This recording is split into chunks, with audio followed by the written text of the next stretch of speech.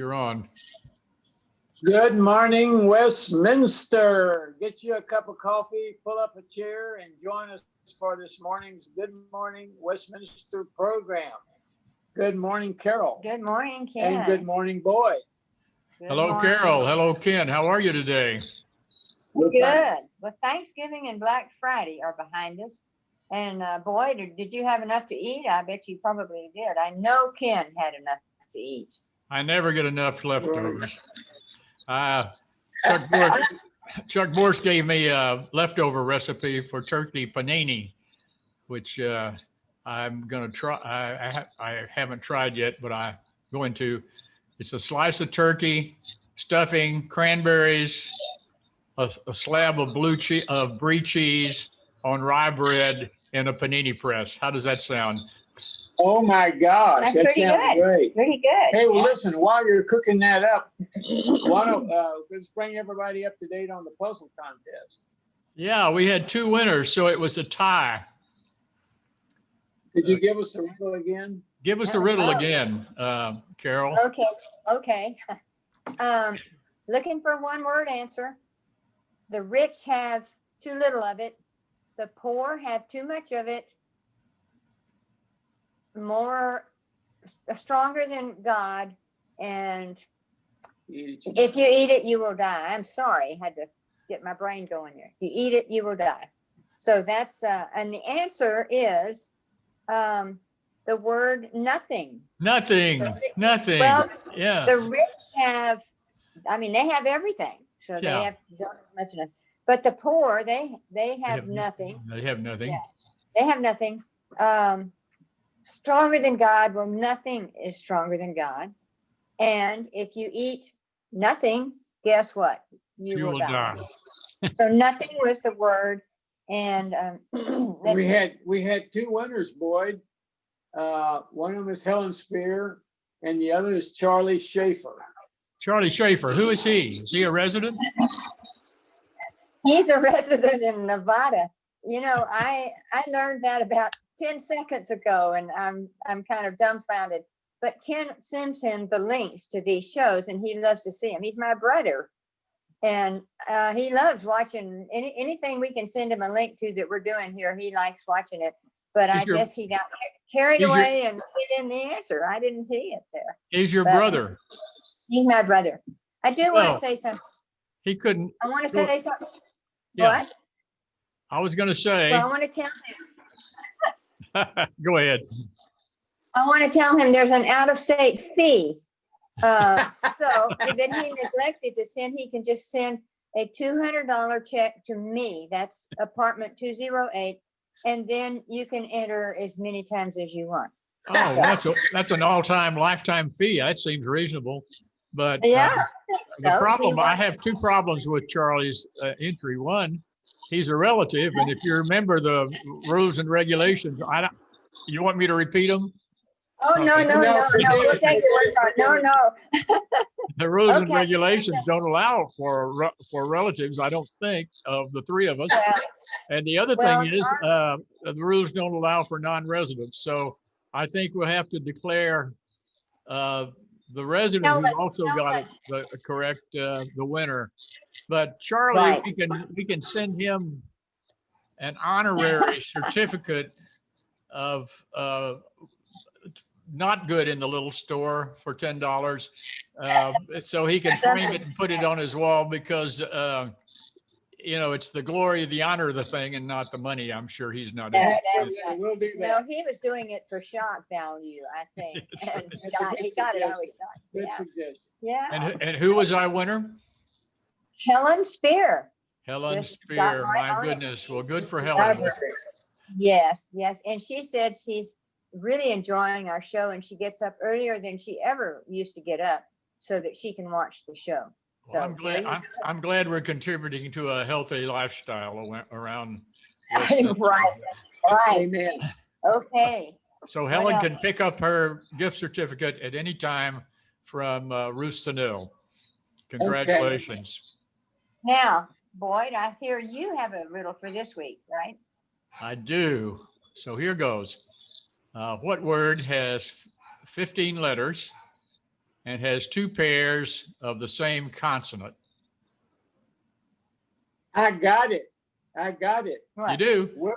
Whippersnapper. Oh, yeah, that sounds Oh, good. sorry, wrong. That only has 14 letters, but that's the idea. It has two sets of P's. So the winning, the answer, the winning answer has similar double letters like that. Well, all I can think of is hillbilly. So that's two sets of L's, but what, is that too short? Yeah, that's too short. So I'll give one more clue. The word starts with an F. Oh, shoot. So it's not Mississippi. No, it isn't Mississippi. That's right. It isn't. So, so that's the contest for this week. Okay, well, listen, those of you who got that and you want to participate, send your entry to goodmorningcontest@gmail.com. That's goodmorningcontest@gmail.com. The prize is a $10 gift certificate at the little store. Well, keep those entries coming in, and I'll repeat the puzzle at the end for those of you who don't have pencil and paper, and the address. So, And scan your mail. If anything comes from Nevada, that's you right. just tell them we haven't gotten an entry check yet. I didn't really realize we had a national audience, but it makes me proud. Yeah, how about that? How about that? So, and also Thanksgiving always makes me reminisce. Does it affect you that way, Carol? Thanksgiving always makes me remember. Mother fixed a wonderful big meal, and Dad, he did have a law degree from UT, never missed. For decades that game with the Aggies, A&M and UT, was on Thanksgiving Day.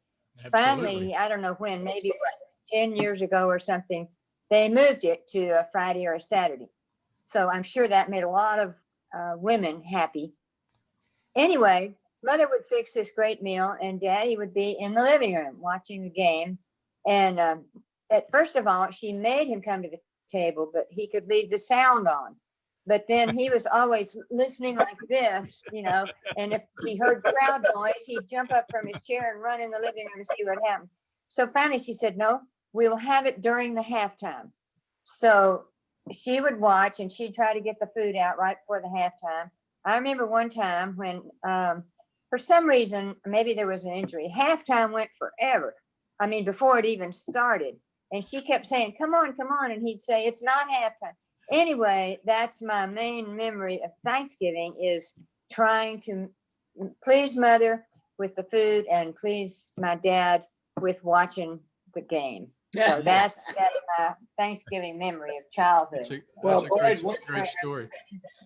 One time, it was in Thanksgiving, my daughter Molly had gone to school at Emory and had graduated and had gotten a job and gotten an apartment off campus, and was having some friends over for Thanksgiving. She'd been working on it for several days, and she'd call me a couple of times to ask different questions about how to do the turkey and that sort of thing. And she called me about noon and said, she said, Dad, I'm having trouble. And I said, well, did you take the giblets out? And she said, oh yes, I took the giblets out. And I said, well, did you stuff the turkey with dressing and celery and that sort of thing? She said, oh yeah, it's all stuffed. I've got the legs tied. It's in the oven. I said, well, what's the problem? It says, well, it's still white. It hasn't, and the people will be here in an hour. And I said, well, what's the temperature on? She says, I got it on 175. And that never worked. You better turn it up to 375 and tell them you're going to do dinner instead of lunch. I have to add something about giblets, can I? Yeah. When I cooked my first turkey after I was first married, I thought I was doing so well. I got it in the oven and everything, and I was seeing to the other dishes. And Mother always made this gravy with stuff in it. So I called her long distance. I guess kids. Where do I get the stuff? Yeah. And I said, what's that stuff you put in the gravy? She said, that's the giblets. And I said, well, what are they? And she said, well, it's little like leftover parts of the turkey. I said, well, how do you get them? And she said, They were in that bag that came in the turkey. And I said, bag? What, What what bag? bag? Yeah. And she said, oh, no. But anyway, I can't tell you how many women over the years have said, I did the same thing. I Yeah. didn't even know there was a bag of giblets in there. But Kitty, anyway. Kitty did the same thing too. See? Really? See? That's right. Good. Well, it wasn't just She'll, me. she'll deny it, but she did. I was there. So, And Boyd, what you have some story about A&M too, don't you? well, yeah, Kitty and I, our first date was a road trip to A&M to watch the Thanksgiving Day game down there, and Texas won, of course. Good. So it was a nice day. And when we got back to her folks' house, well, they had saved us enough leftovers. Maybe that's where I learned got my taste for leftovers, but they'd saved us to Thanksgiving dinner, so we had it at the Browns' house that evening. Great memory for me. Oh, yeah. I was at that time I had graduated from law school, and our class was the only ones, I think, that had its own distinctive law school ring that did not look like a UT ring. It didn't have a stone in it. It was just a plain gold ring with Peregrinus, the law school mascot, on one side and the year on the other. And so I had my ring on, and I noticed we were sitting around the table, and Kitty's family were all there, and Hiram they were all, checking me out because, they had never met me. And he kept looking at my ring, and he said, is that an A&M ring? What is that ring? And I said, well, that's the law school ring. And he just shook his head, because he never had much good things to say about lawyers anyway. So, He must have made up for it. He was an engineer. So if we have time, I'll tell you my law school story. Speaking of Yeah, that, we have plenty of time. Yeah. so Please.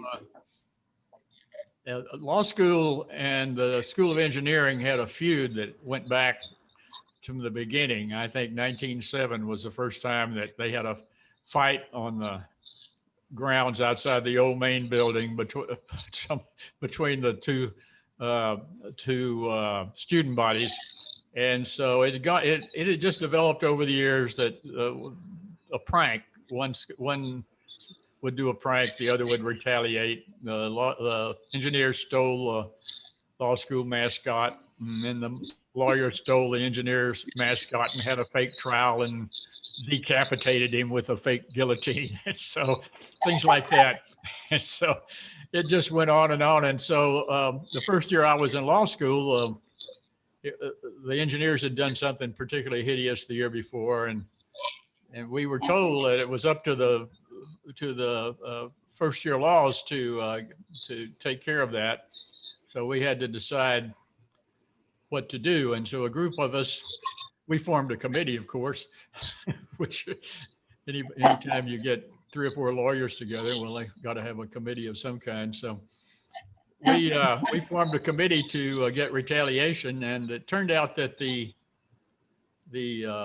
engineers were excavating under the engineering building at the time. They were excavating and putting in a coffee room, rec space or meeting space for the students, and they called it the Dean Taylor's Tea Room. I think Dean Taylor was the dean of the engineering school at the time, and they had a mascot, and the mascot was a gopher, and they were so proud of that darn gopher. They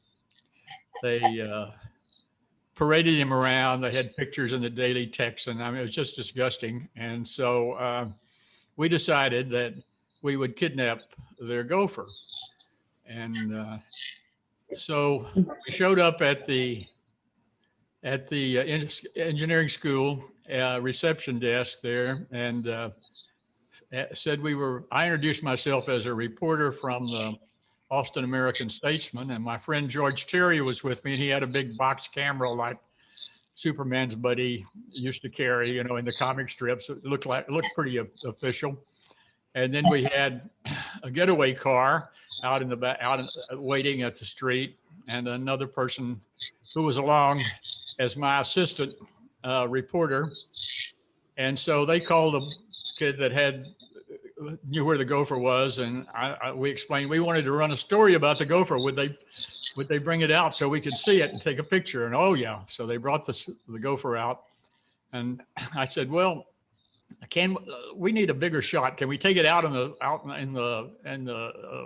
lawn, on the sidewalk in front of the building? And he carried it out there. It was heavy, the case was. And so he set it down, and I said, well, you know, we really need more students. Can you go round up some more students so we'll get a good picture of all of them with the gopher? And he said, sure. And he trotted off. And as soon as he left, we grabbed the box and put it in the trunk of the getaway car and left. So what a great trip. So then we called the American Statesman and told them we had the gopher, and we called the Daily Texan. And so we made the press there for a couple of days. We took the box with the gopher, the cage, and paraded it around the law school. Yeah, we were in disguise. I think I have a picture of that. If you'll bear with me a second. I want to see that.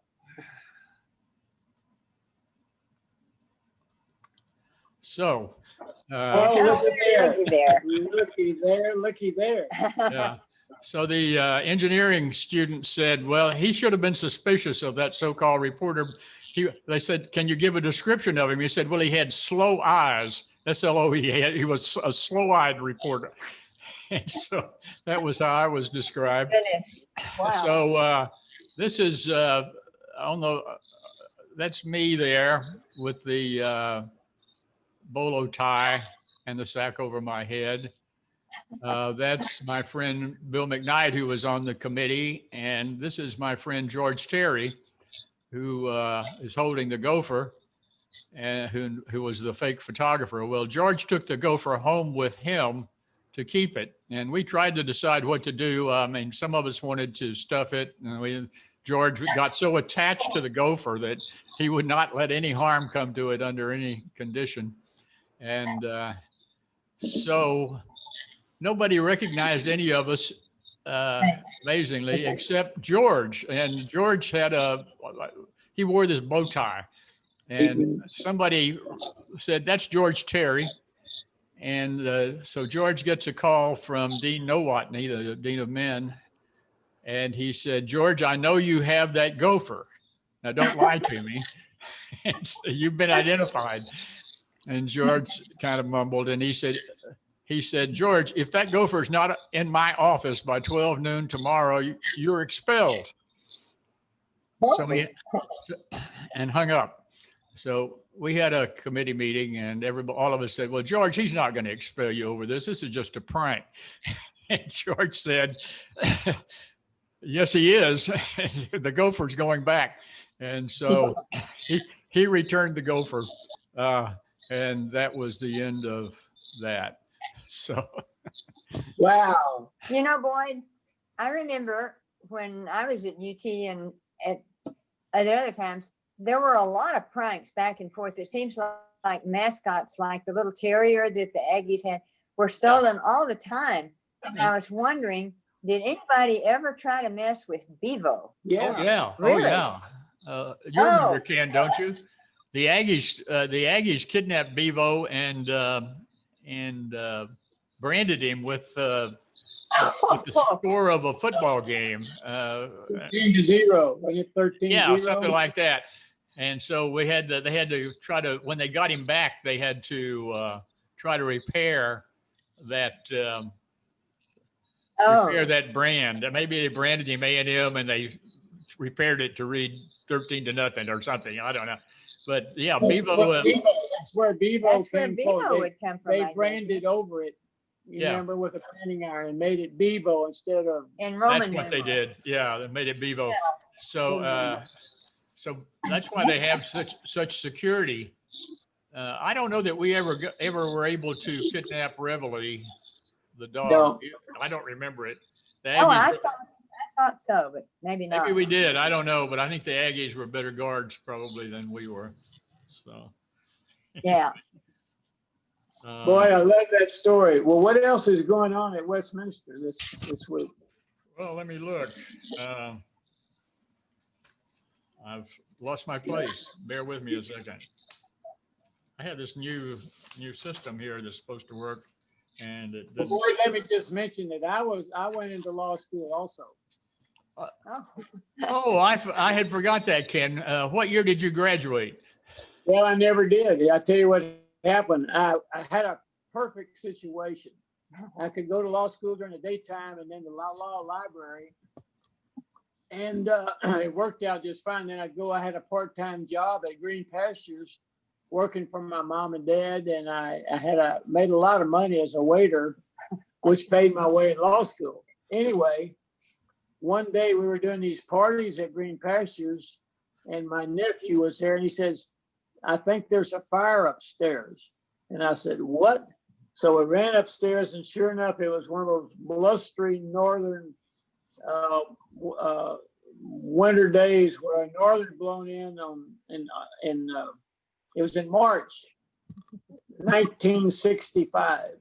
And the wind, my mother had a big fire in the fireplace and the sparks got on the shingle roof and the roof caught on fire. Oh my goodness. So we started carrying stuff out and getting people out. So you got to get out because there's a fire, and the fire department came and they put out a lot of it, but a lot of the old part of the Green Pastures was burned. The new part, the kitchen, cotillion room and the kitchen was not burned. Uh-huh. So my mother and dad said, we've had it. You just stay here and get this thing built back. We're leaving. So they moved to the Cambridge Towers. And so I remember I had to call Paige Keaton, Dean Keaton. I said, we've had a little problem out here. I may not be able to go to law school for a little while because I got to rebuild Green Pastures after this fire. I said, oh, I heard about the fire. It's devastating. Well, go ahead and we'll save you a spot. Well, we'll save you a spot. Yeah. A spot for law school. We'll save you a place. Well, 15 years later, I got a letter from the law school saying, we can no longer hold your spot after January 1st, 1979, the way it was. And so did you spring into action and re-enroll? Yeah, right. I was like 90 years old at the time. No, we were so busy then. We had 6 restaurants at that time. There's no way I could go, but they were all very supportive. You were the food czar. You were the restaurant czar of Austin. Yeah, that's big work. That's really a great story. So tonight, Westminster residents present Poetry Night at 7 p.m. on Channel 1890. And you can hear some of your favorite and some new poems read by residents. And at 2 p.m. on Wednesday, there's a launch party for the fall edition of the Writers' Journal. It's a Zoom webinar and everyone's invited. It'll be rebroadcast the next day. The fall edition of the Writers' Journal. Oh, wow. When will it be available for sale? When can I get one? Well, they go on sale that day at the Little Store. And then there's a holiday bazaar on Friday. They'll be on sale there. And then there'll be tables in the lobbies in the marketing lobby and the Preston lobby the following week, staffed by volunteers where people can buy one there. And you don't need cash. You don't need a check. You can charge the journal to your Westminster account. So there's no, you don't need to worry about bringing money or cash to either of those events. So they're going to be able to have a bazaar this year, huh? Yeah, it's going to be on Friday from 10 to 2. They're going to have quite a few tables. Most of them are resident or resident relatives, things to be merchandised. Won't be as many outside vendors this year. And it'll be limited to 30 people in Harrisville Hall at a time. but there'll still be an opportunity for people to go up and do some Christmas shopping next Friday. So that should be a lot of fun. Hey, Boyd, can I ask you a question? Yeah, Isn't today the last day you can contribute to the Residents Appreciation Fund, the 30th? it is. It closes today, and we're going to make the determination of how much we'll have available to distribute tomorrow. So if you haven't gotten your check in, please do so. We're doing very well, but we can use that little extra push to get us over the top. And any money that comes in late and is not distributed this year will be put in the fund to give us a jump start on next year's contribution, next year's holiday fund. So even if you are late, we can still, we'd still like to have your money. Thank you for mentioning that. Yes. You want to repeat your riddle Yeah. before we have to go here? Yeah, I will. It's 15 letters. It starts with an F, and it has two sets of the same double consonant. So that should be There you easy. go. The entries can be should be sent to westminsterpuzzle@gmail.com. That's not right. It's I had it right. Good morning. Good morning. Good morning contest at gmail.com. Excuse me. Good morning contest at gmail.com, and the entry deadline is Wednesday at noon. Anything else, folks? I think that's it. It's been fun chatting with you today. And so all you viewers out there, thank you for watching, and tune in next Monday morning at 8:30 here on channel 1890. In the meantime, stay safe and stay well. So bye, Carol. Bye, Ken. Bye, Boyd. It was fun. It was fun. And this is always the hard part, finding the recording section here. Here it is.